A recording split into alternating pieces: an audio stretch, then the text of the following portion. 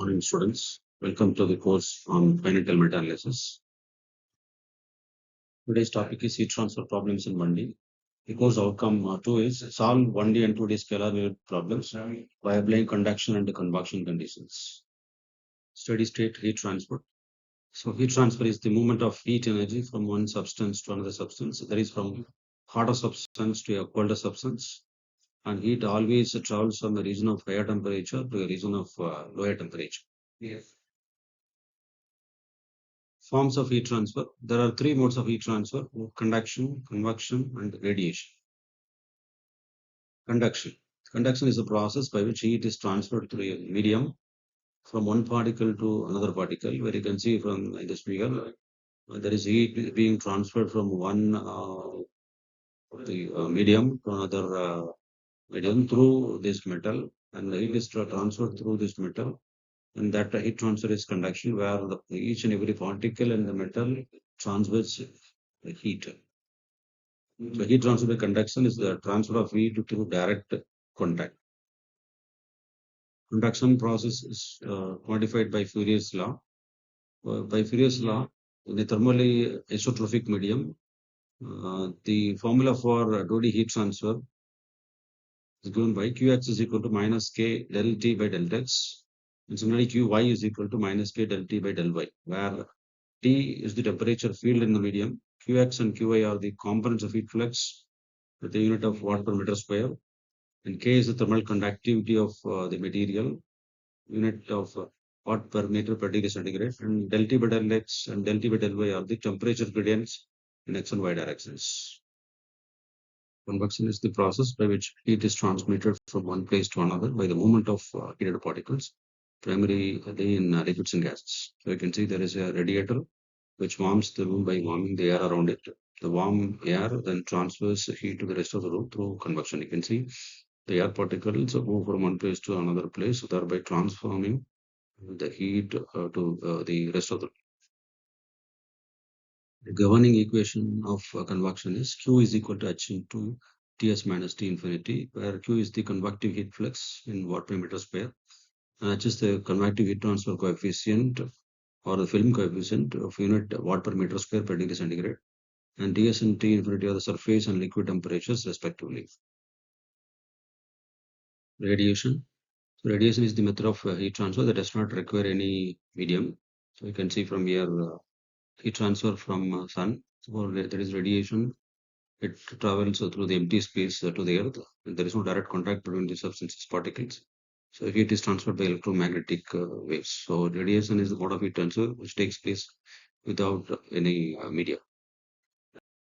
One-dimensional heat transfer in thin fins. The fin is an extended surface that is added onto a structure to increase the rate of heat removal.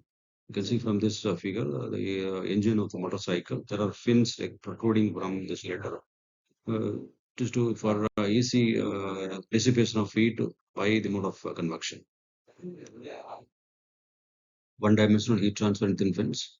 You can consider a thin rectangular fin as shown in figure. And the problem can be treated as one-dimensional, even though the fin is 3D in nature. The temperature gradients along the width and across thickness are negligible, hence it is considered one-dimensional. The governing equation of conduction for the conduction equation with the heat source is d by dx of k into dt by dx plus q is equal to 0, where q is the heat source.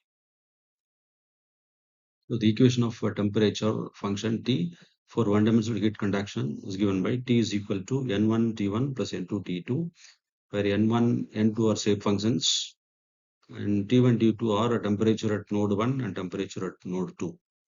For the shape function for one-dimensional heat conduction is given by N1 is equal to L minus X by L, and N2 is equal to X by L.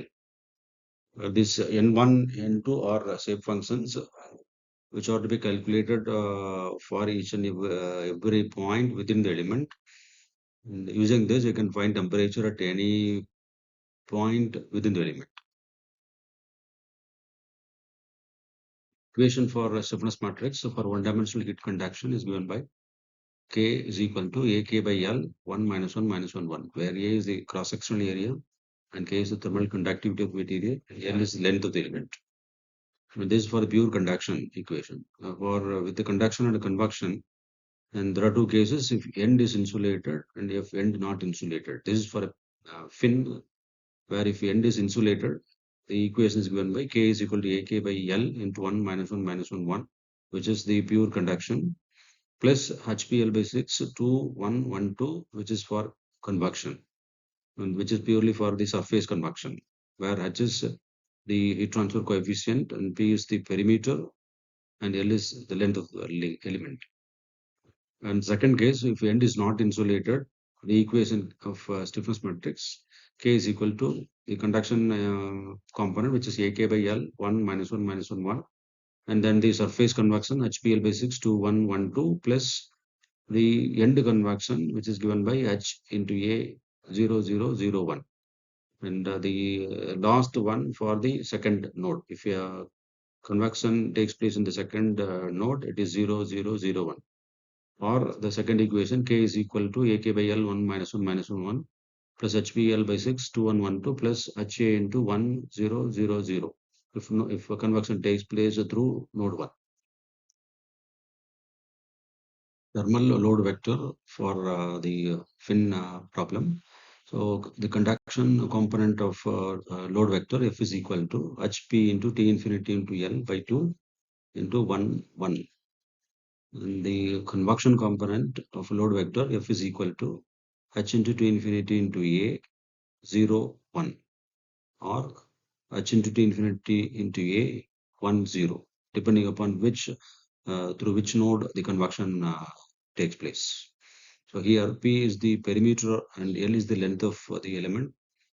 And to find the temperature T, you can use this equation K into T is equal to F. Problem 1. Determine the temperature distribution in circular fin. Assume K is equal to thermal conductivity K is equal to 70 watt per centimeter degree centigrade. H heat transfer coefficient is equal to 10 watt per centimeter square degree centigrade. And ambient temperature T infinity is equal to 40 degree centigrade. Consider length of 5 centimeter and diameter of 2 centimeter. Case 1, exclude the convection loss from the end of the fin. This end is insulated. In second case, end not insulated. So this is the problem. So the given data are K 70 watt per centimeter degree centigrade, H heat transfer coefficient 10 watt per centimeter square degree centigrade, and ambient temperature T infinity is 40 degree centigrade, length of the fin 5 centimeter, and diameter 2 centimeter, from that radius 1 centimeter. So first to calculate the cross-sectional area of the fin, which is pi r square, 3.14 centimeter square, and the perimeter is 2 pi r, which is 6.28 centimeter. And for the entire fin is divided into two elements, which is discretizing the component into two elements, element 1 and element 2, and with three nodes 1, 2, and 3. And for the first case, when end is insulated, the stiffness matrix K is given by AK by L 1 minus 1 minus 1 plus the convection part HPL by 6 2 1 1 2. First, you have to calculate the element stiffness matrices. For element 1, so substituting all the values, you can calculate the stiffness matrix for element 1. Here the nodes are 1 and 2. For the matrix, row numbers and column numbers to be written with 1 2 and 1 2. Similarly, you can calculate the stiffness matrix for element 2. And here the data are similar to element 1. You can directly write element matrix K2 is equal to the same matrix with row numbers, column numbers as node 2 and 3. The next step is to calculate a global stiffness matrix, which can be assembled by assembling the stiffness matrix of element 1 and 2. From that, you can find the global stiffness matrix, which is 3 by 3 square matrix. And then you have to calculate the thermal load vector. Since we have convective load vector, which is given by the formula HP T infinity L by 2 1 1 matrix. By substituting the values in the thermal load vector, you can calculate the thermal load vector for element 1, and similarly for element 2. Here the values are the same, since you can take the same matrix and write the node numbers 1, 2 for element 1 and 2, 3 for element 2. Then by assembling these two load matrices, you can calculate the total load vector, which will be column matrix with three elements, 1, 2, and 3. Then by assembling the equation, K into T is equal to F. K is the global stiffness matrix, T is the temperature vector, and F is the load vector. By substituting all the values, we get the final equation. Then apply the boundary conditions. Here at node 1, the known boundary condition temperature is T1 is 140 degrees centigrade. Substitute using this value and apply Gauss elimination method. So first row and first column values are made 0 except the pivot element, which is made 1. And then the load vector, the first load vector is replaced by the known temperature, which is 140 degrees centigrade. So first load vector value is replaced with 140. And then the second load vector, it is replaced by F2 minus K2 1 into T1. And similarly, F3 minus K31 into T1, where K21 is the original K matrix, second row, first column value, and K31 is the original global surface matrix of the third row, first element. And by substituting values for F2 minus K21 into T1 and F3 minus K31 into T1, the equation will get the final form like this. Then by solving the two equations, we will get the unknown temperatures at node T2 and at node 3, T3. So here getting the values T1 140 degrees centigrade, which is given, and T2 is 64.3 degrees centigrade, and T3 is 50.73 degrees centigrade. Next, the second case, which is the end not insulated. So for the equation for end not insulated, the stiffness matrix K is equal to the pure conduction component AK by L into 1 minus 1 minus 1 1 plus the surface convection HPL by 6 into 2 1 1 2 plus the end convection component, which is H into A into 0 0 0 1. So by substituting all the values, you can calculate the stiffness matrix K. So the next step is to calculate the thermal load vector. So thermal load vector for the first element, it is same as the previous case, which is HPT infinity L by 2, which involves only convection, the surface convection. And for the second element, it involves both the surface convection as well as the end convection. So here the equation HPT infinity L by 2 1 1 plus H into T infinity to A 0 1, where the second element node 3 you have end convection. By assembling these two, we'll get the total force vector. Then by assembling the equation K into T is equal to F and applying the Gauss elimination procedure, you can calculate the values of T2 and T3. By solving the two equations, you can calculate T2 and T3 unknown temperatures. So you can see in this case, T1 is 140 centigrade, T2 is 63.9 degrees centigrade, and T3 is 48.5 degrees centigrade. So by solving the two equations, you can calculate the unknown temperatures T2 and T3. For this case, end not insulated, T2 is 63.9 degrees centigrade and T3 is 48.5 degrees centigrade. So here is the comparison of temperature distribution for both the cases.